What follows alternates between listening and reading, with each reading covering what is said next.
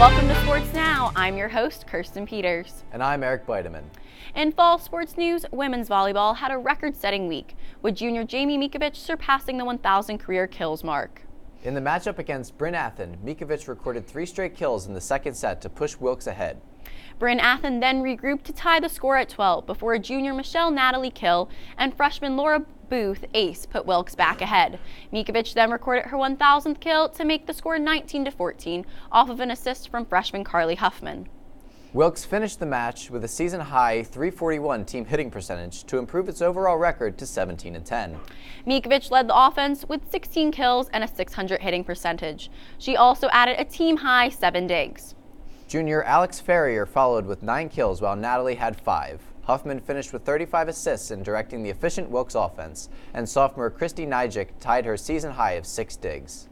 The Colonels look to face Misericordia tomorrow night for their last MAC Freedom matchup. In Wilkes football news, the Colonels had their 3rd straight victory with a 31-16 win against FDU Florham, with the total team effort leading to the Colonels' success. For the first time in his career, senior Jeff Sieber was named the MAC Offensive Player of the Week. Stieber hauled in 9 catches for 127 yards and 3 touchdowns to lead Wilkes to its 3rd straight win. He collected his 100th career reception in the game, catching touchdowns of 20, 24, and 39 yards, all in the first half. The wide receiver outscored the high-scoring Devils by himself, 18-16. This is the 3rd weekly award for the Colonels this season. However, after coming off of the first 3-game win streak since 2009, Wilkes fell 33-21 against Stevenson. Turnovers proved to be costly as visiting Wilkes University was unable to fight all the way back from a second-half deficit. Stieber led 7 Colonel receivers with a catch, finishing with 9 receptions for 131 yards. It marked the 6th time the senior wide receiver went over the 100-yard mark receiving this season. Sophomore Nick Yannick followed with 4 catches for 93 yards and 1 touchdown. Junior quarterback Jose Tabora finished 23 for 37 for passing for 300 yards and 2 scores while rushing 15 times for 47 yards. With a .500 record, the Colonels look to win their upcoming matchup against Lycoming at home this Saturday. As for Wilkes soccer, the women went 1-1 on the week with a 3-0 loss against Misericordia and a 6-0 win against Manhattanville on Senior Day. On Saturday, the Colonels hosted a breast cancer awareness match to celebrate the life of Susan Dalton St. Ange, an alumna and member of the first women's soccer team at Wilkes, playing on the team from 1987 to 1990. Susan was passionate about her time both at Wilkes and as part of the women's soccer team, remaining active within the Wilkes alumni group long after she graduated.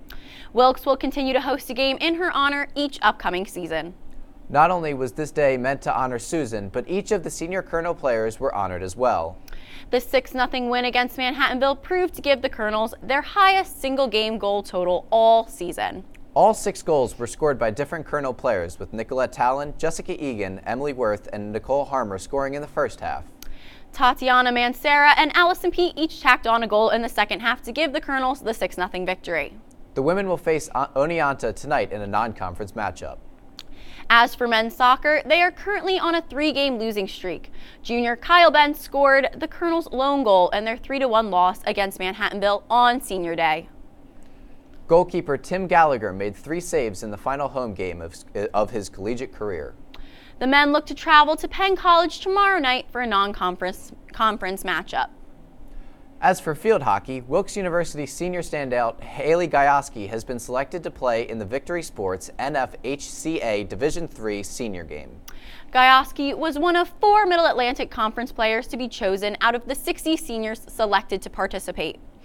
This week, the Colonels won their matchup against crosstown rival King's College 5-3. Gajowski scored 2 goals on the day. Sophomores Allie Dunn and Maddie Kelly and freshman Lauren Baldwin each tacked on a goal for the Colonels' 5-goal win. Play began to tilt in King's favor late in the second half when they cut the deficit to 5-3 in the 63rd minute following a save from senior Dallas Kendra off a penalty corner. But the Colonels' defense held strong to finish the game as Kendra had a fine afternoon with 12 saves, a season high for the senior. Wilkes fell in their second game of the week 3-1 to DeSales. Sophomore Zoe Stepanski opened the scoring for the Colonels when she tipped in a shot off of the corner from freshman Lauren Shiplett at the 25-minute and 4-second mark in the first half. However, DeSales responded quickly to Stepanski's goal, tying the game at 1 just 4 minutes later. Wilkes would not regain the lead for the rest of the game. The field hockey team looks to travel to Misericordia for a conference matchup tomorrow night. As for men's soccer, women's soccer, and field hockey, each of the three rank among the leaders of the NCAA Division III statistical categories after the first 7 weeks of the 2018 season. Entering this week, the men's soccer team ranked in a tie for 28th out of 413 teams with a 6.62 corner kicks per game. Senior midfielder Camry Huff was tied for 47th in the country with 6 assists. On the women's side of things, junior defender Jessica Egan is tied for 32nd in the nation with 4 game-winning goals.